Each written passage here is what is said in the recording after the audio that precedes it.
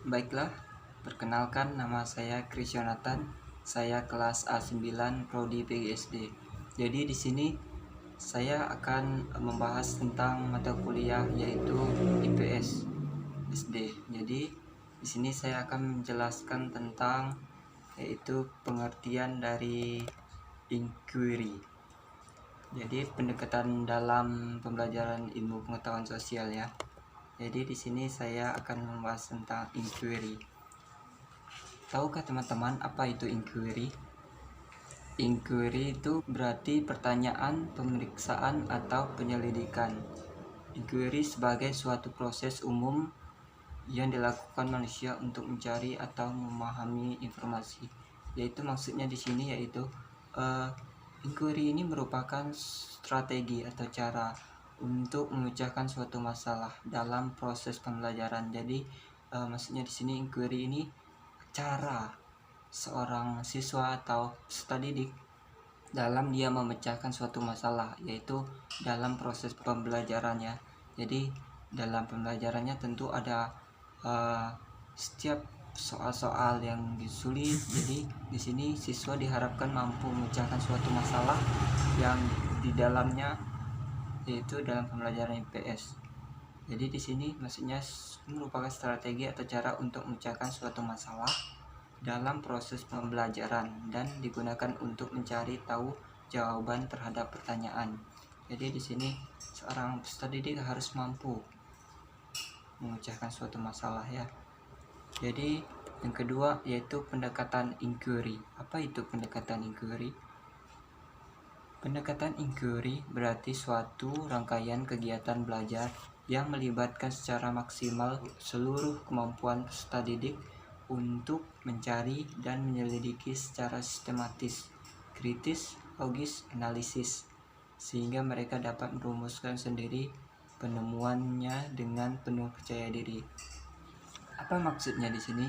Yaitu pendekatan inquiry ini merupakan seorang siswa harus dapat menunjukkan antusiasnya dalam mengikuti pembelajaran. Jadi seorang siswa itu harus menunjukkan suatu kreativitasnya dalam pembelajaran. Contohnya di kelas dia harus bisa aktif, tidak berdiam diri. Jadi di sini juga dilihat dari segi aktif dalam setiap langkah pembelajaran maupun tugas yang diberikan, dan siswa di sini juga diharapkan untuk percaya diri dalam proses pembelajaran. Jadi di sini juga siswa harus bisa melaksanakan setiap tugas dan tanggung jawabnya. Contoh sederhananya yaitu tugas seperti mengerjakan PR, tugas di sekolah seperti latihan dan sebagainya. Dan juga seorang siswa itu harus mampu percaya diri. Dia harus bisa percaya diri dalam proses pembelajaran. Dia percaya diri dalam arti dia di sini harus bisa tanpa harus mencontek seperti itu ya. Jadi itulah pengertian dari pendekatan inquiry. Baik, selanjutnya kita akan membahas tentang pendapat para ahli mengenai pendekatan inquiry dalam pembelajaran. Ada 5 para ahli yang mengemukakan tentang pendekatan inquiry. Selanjutnya kita akan bahas tentang pendapat para ahli mengenai pendekatan inquiry. Jadi di sini ada beberapa pendapat para ahli ya yang membahas tentang mengenai pendekatan inquiry dalam pembelajaran. Jadi di sini ada pendapat para ahli mengenai tentang pendekatan inquiry. Yang pertama dari Sheff dan Armstrong 1996, yaitu di sini dia mengemukakan yaitu mengembangkan pendekatan inquiry sebagai salah satu bagian dari upaya guru dalam membantu para siswa sekolah dasar untuk meningkatkan keterampilan berpikir. Jadi menurut Armstrong di sini yaitu pendekatan inquiry itu merupakan salah satu upaya guru dalam membantu para siswa sekolah dasar untuk meningkatkan keterampilan. Jadi di sini menurut Armstrong itu yaitu inquiry ini merupakan untuk membantu seorang guru dalam meningkatkan keterampilan seorang siswa ya. Yaitu yang kedua Jarolimek, yaitu menurut pendapat Jarolimek 1977, Jadi di sini dia mengemukakan pendekatan pembelajaran inquiry adalah tidak hanya terbatas kepada pertanyaan atau pemeriksaan, melainkan meliputi proses penelitian, keingintahuan, analisis, sampai kepada penarikan kesimpulan tentang hal-hal yang diperiksa atau diteliti. Jadi di sini menurut Jerome Limek, yaitu pendekatan pembelajaran menurut dia di sini yaitu adalah tidak hanya terbatas pada pertanyaan ataupun pemeriksaan, melainkan meliputi proses penelitian. Jadi di sini bukan hanya dalam proses pembelajaran saja ya. Jadi siswa di sini dituntut untuk bisa meliputi yaitu penelitian atau keingintahuan. Jadi siswa itu dituntut dia harus mempunyai keingintahuan dalam proses pembelajarannya. Yaitu yang ketiga kita akan bahas tentang pendapat para ahli yaitu Hasan 1996. Jadi menurut Hasan di sini yaitu pembelajaran inquiry merupakan suatu proses pembelajaran yang lebih menekankan pada pengembangan kemampuan pemecahan masalah yang terbatas pada disiplin ilmu. Jadi menurut Hasan di sini pembelajaran inquiry merupakan suatu proses pembelajaran yang lebih menekankan pada pengembangan kemampuan. Jadi siswa di sini tekankan untuk lebih mempunyai kemampuan dalam memecahkan suatu masalah. Contohnya dalam pembelajaran matematika seperti memecahkan suatu masalah dalam rumus-rumus. Jadi seperti itu contoh simpelnya. Jadi menurut Hasan selain itu juga dalam memecahkan masalah siswa harus disiplin dalam melaksanakan tugas dan tanggung jawabnya. Baik, selanjutnya menurut Piaget dalam Wartono 1996. Jadi di sini menurut dia yaitu sebagai pembelajaran yang mempersiapkan situasi bagi anak untuk melakukan eksperimen sendiri. Dalam arti luas ingin melihat apa yang terjadi, ingin melakukan sesuatu, ingin menggabungkan penemuan yang satu dengan penemuan yang lain, membandingkan apa yang ditemukan sendiri dengan yang ditemukan orang lain. Jadi di sini menurut Piaget dalam Wartono 1996, jadi maksud dia di sini pembelajaran mempersiapkan situasi bagi anak untuk melakukan eksperimen. Ini juga siswa dituntut yaitu dia harus dapat menemukan penemuannya sendiri dalam proses pembelajaran. Yang selanjutnya menurut Hamalik 2007, pembelajaran inquiry merupakan suatu strategi pembelajaran yang berpusat pada peserta didik, di mana sekelompok peserta didik inquiry masuk ke dalam suatu persoalan atau mencari jawaban-jawaban terhadap isi pertanyaan melalui suatu prosedur dan struktur kelompok yang digariskan secara jelas.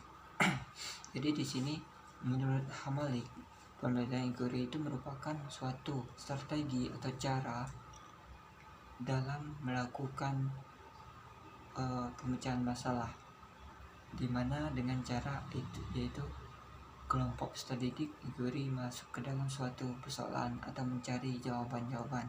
Jadi di sini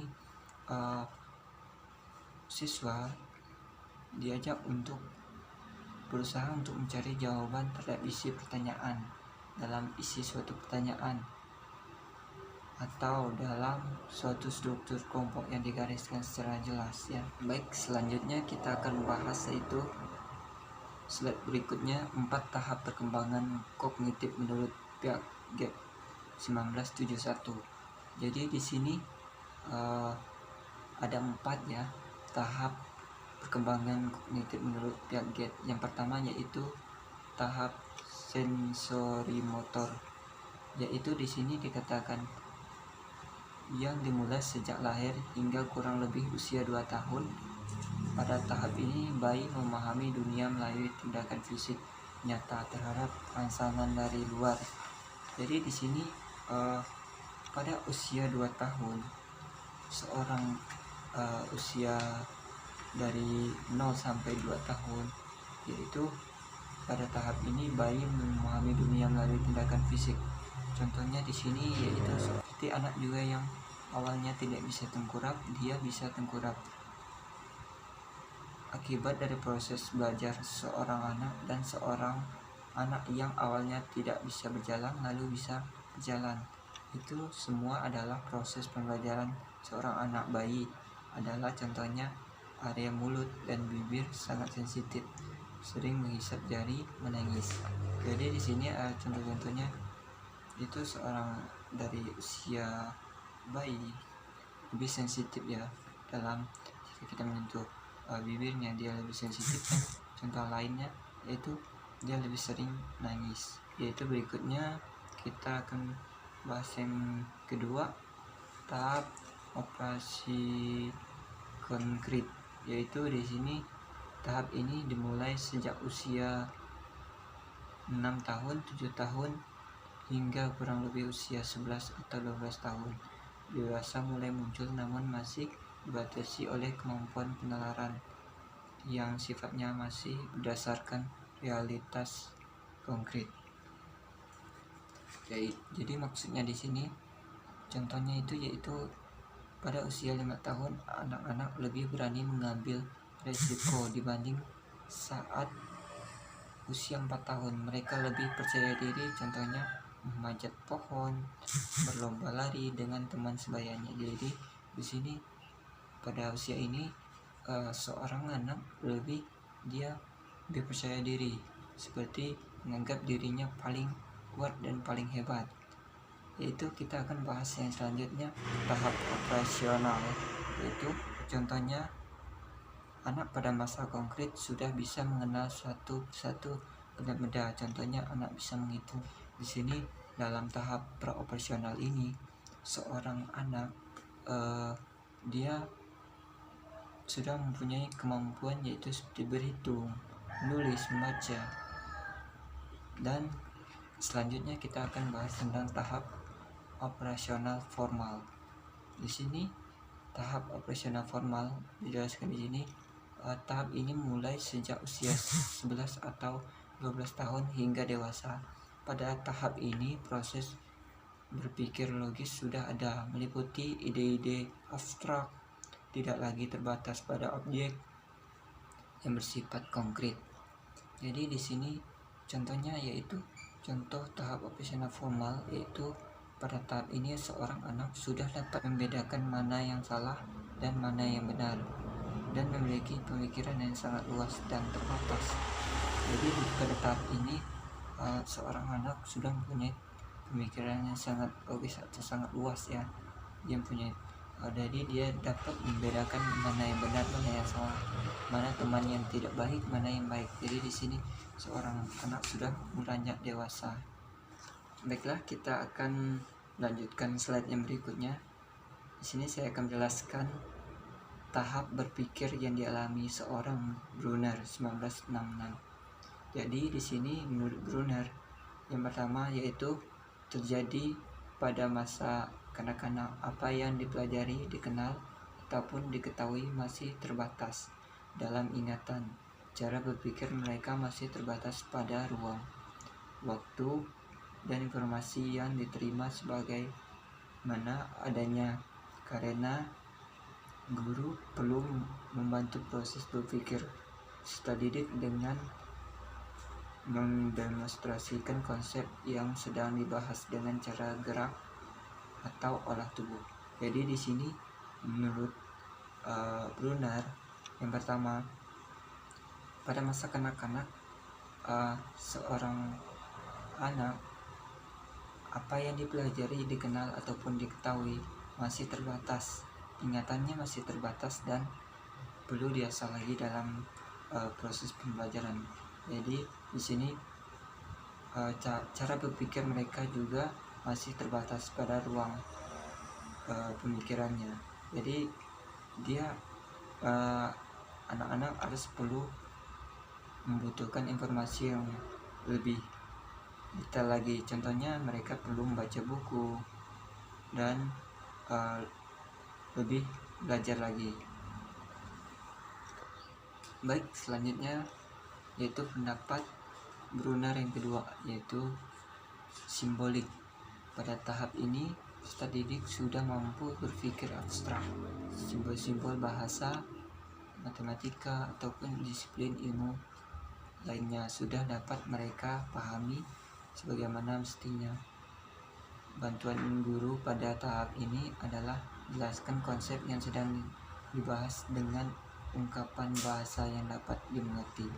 Jadi di sini menurut Brunner tentang simbolik, pada tahap ini peserta didik sudah mampu berpikir abstrak. Jadi kemampuan peserta didik sudah mulai lebih baik, sudah dapat mengenal suatu bahasa, mana itu bahasa yang bahasa Indonesia, mana yang bahasa teman yang baik dan yang lainnya.